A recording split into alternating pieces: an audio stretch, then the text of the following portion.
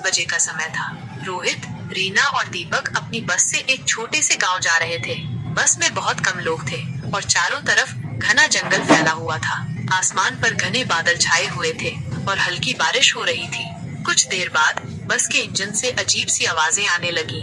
Driver ने बस रोक दी और कहा, इंजन खराब हो गया है, मैं इसे ठीक करने की कोशिश करता हूँ, आप सब यहीं रहें। बस के यात्रियों में बेचैनी फैल गई क्योंकि जंगल का सन्नाटा डरावना था।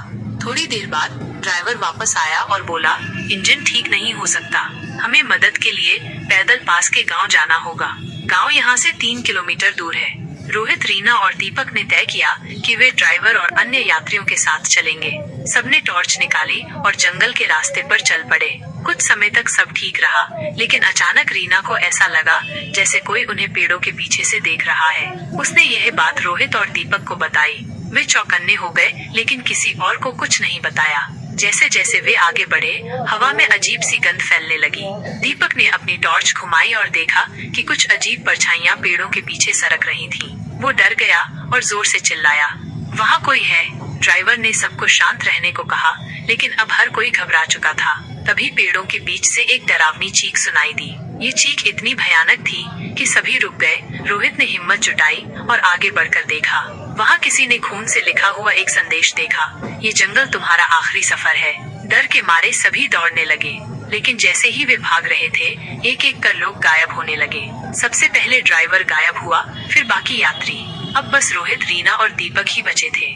तीनों ने दौड़ते हुए एक पुरानी खंडहर सी इमारत देखी और वहाँ छिपने की कोशिश की। इमारत के अंदर का माहौल और भी डरावना था।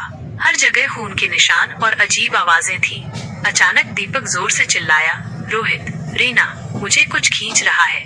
इससे पहले कि वे कुछ कर पाते, दीपक अंधेरे में गायब हो गया। अब रोहित और रीना अकेले थे। वे पूरी ताकत से भागने लगे। कुछ दूरी पर उन्हें एक रोशनी दिखाई दी। ये गांव का रास्ता था। उन्होंने अपनी पूरी ताकत लगाई और रोशनी तक पहुँचे।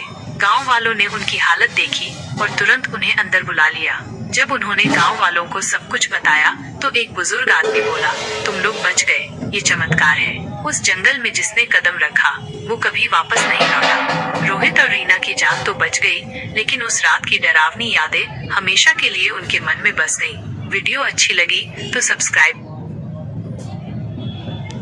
करें। अगर आप